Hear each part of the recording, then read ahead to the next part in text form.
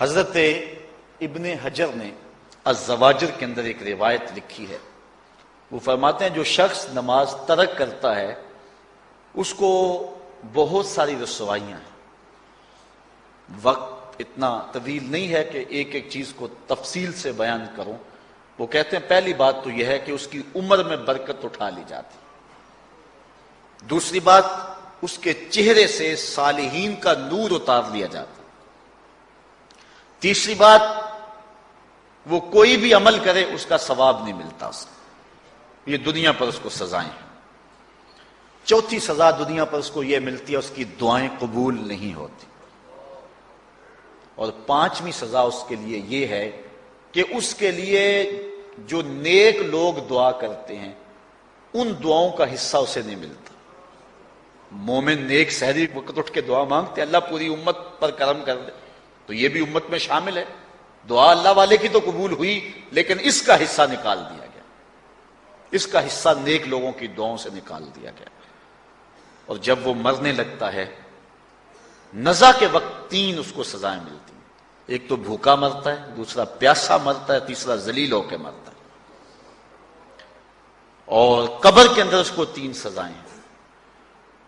حضرت امام ابن حجر کہتے ہیں ایک تو اس کی قبر تنگ کر دی جائے گی حتیٰ کہ ادھر والی پسلیاں ادھر اور ادھر والی پسلیاں ادھر. دوسرا اس کی قبر میں آگ ڈالی جائے گی.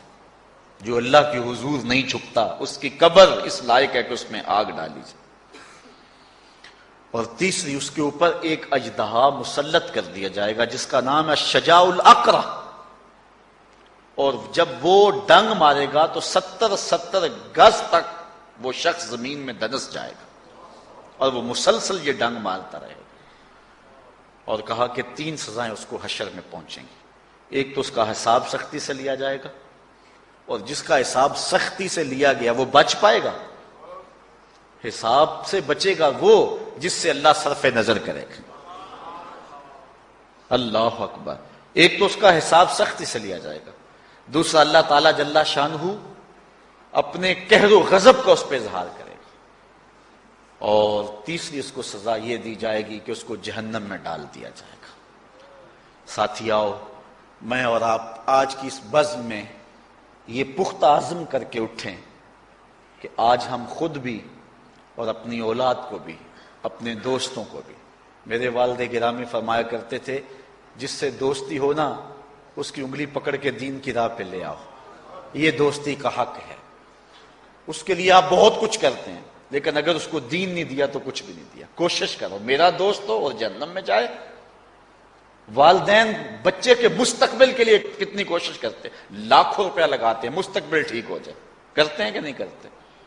یونیورسٹیوں کے اندر کالجوں کے اندر کتنی بھاری فیسیں بھرتے ہیں. کیوں اتنا کچھ کیوں کر رہے ہو؟ میں نے دیکھا بوڑھا باپ اپنی کمر پہ بوریاں لاد کے مزدوری کرتا ہے. مائیں اپنا زیور بیچ رہی ہیں کہ اولاد پڑ جائے. میاں اتنا کچھ کیوں کر رہے ہو؟ جی مستقبل ٹھیک ہو جائے. یہ مستقبل کتنا ہے؟ 20-25 سال کا. اور جو اصل مستقبل ہے اس کی فکر ہی نہیں کسی کو. اصل مستقبل تو وہ ہے. اللہ اکبر. بیرون ملک جائے بیٹا تو ماں کہتی ہے بس دعا کرو کہ میرا بیٹا خیریت سے پہنچ جائے. بیٹی کی شادی کرتی ہے تو ماں کہتی ہے دعا کرو کہ اپنے گھر میں اس کو چین مل جائے. کسی کا انٹرویو ہوتا ہے لوگ کہتے ہیں جناب دعا کرو کہ اس انٹرویو میں وہ کامیابی سے گزر جائے. میں کہتا ہوں جب قبر میں اترتا ہے پھر کسی نے آ کر کبھی نہیں کہا کہ دعا کرو مشکل گھڑی آ گئی ہے خیریت سے گزر جائے. اصل امتحان تو یہ ہے. اگر